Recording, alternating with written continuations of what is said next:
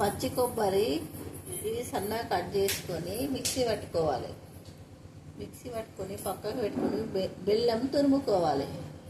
బెల్లం తురుముకొని బెల్లము ఇప్పుడు ఇందాక పట్టిన పచ్చి కొబ్బరి పొడి రెండు కలిపి మిక్సీ పట్టాలి. అందులో రెండు కుడకలు ఉన్నాయి. 4 కొబ్బరి ముక్కలు ఉంటే 4 యాలకులన్నా 3 యాలకులన్నా వేసుకోవాలి. వేసుకొని మిక్సీ పట్టుకోవాలి. బెల్లము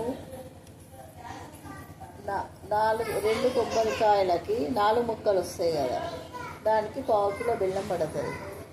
దాన్ని మిక్సీ పట్టుకునేటప్పుడు మనకు తెలుస్తుంది లూజుగా అయింది గట్టిగా అయింది అనేది. లూజుగా ఉందా గట్టిగా ఉందా, లూజుగా అట్లా. ఎక్కువ స్వీట్ తినేవాళ్ళేమో ఎక్కువ వేసుకోవాలి బెల్లం 1/2 కిలో, తక్కువ తినేవాళ్ళేమో 200 గ్రాములు వేసుకుంటే సరిపోతుంది. లడ్డూలా చేసుకోవాలి. పూర్ణం ఎట్లా చేయాలి? మిక్సీ పట్టుకున్న తర్వాత ఇది స్టవ్ మీద పెట్టి నెయ్యి వేసి వేడి చేయాలి. పాకం ఇట్లా గట్టిగా ఇట్లా లడ్డూలాగా వచ్చేదాకా కొబ్బరి పాలు బెల్లము మొత్తం ఇట్లా గట్టిగా ఇట్లా లడ్డూలాగా రావాలి. అంతదాకా వేడి కలుపుతూ ఉండాలి. అట్లనే వదిలేస్తే మాడిపోతుంది, కలుపుతూనే ఉండాలి. ఇలా లడ్డూలాగా అవుతుంది. దీన్ని ఈ పూరి పిండిని మెత్తగా ఇట్లా దూదిలాగా కలుపుకోవాలి. ఇట్లా నూనె వేయాలి. నీళ్ళు పోసి కలిపినాక మళ్ళీ నూనె వేసి కలుపుకోవాలి ఇట్లా మెత్తగా. దీన్ని ఇట్లా పూరి పిండిలాగా చేయాలి.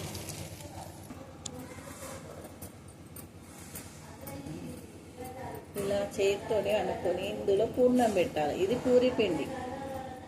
దీని ఇలా పూరిలాగా చేతితోనే అనుకోవాలి. నూనె రాసుకోవాలి. నూనె రాసుకుంటే సాఫ్ట్గా వస్తుంది. ఇలా రౌండ్గా అనుకున్నాక ఇందులో పూర్ణం పెట్టాలి. ఇందాక మనం లడ్డులాగా చేసుకున్నాం కదా పూర్ణం, ఇలా లడ్డులాగా చేసుకొని ఇందులో పెట్టుకోవాలి.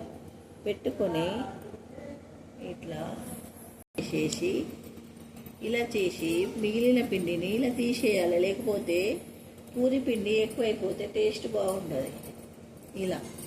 ఇలా చేసుకొని ఒత్తుకోవాలి. చేతితోనైనా ఒత్తుకోవచ్చు. పూరి పిండి చేస్తాం కదా, పూరీలు చపాతీలు కోలా, దానితోనైనా ఒత్తుకోవచ్చు. మన ఇష్టం, ఎలా వీలైనా అలా చేసుకోవచ్చు. ఇలా కోలతో.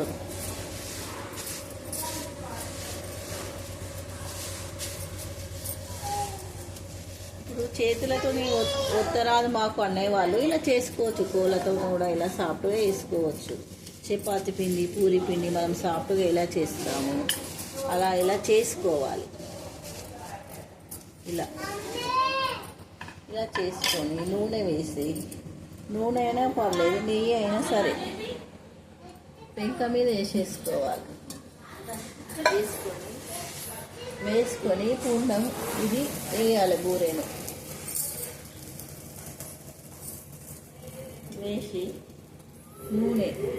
నేను నూనె నెయ్యి 2 కలిపిన. తినేటప్పుడు మాత్రం నెయ్యి వేసుకుని తినాలి.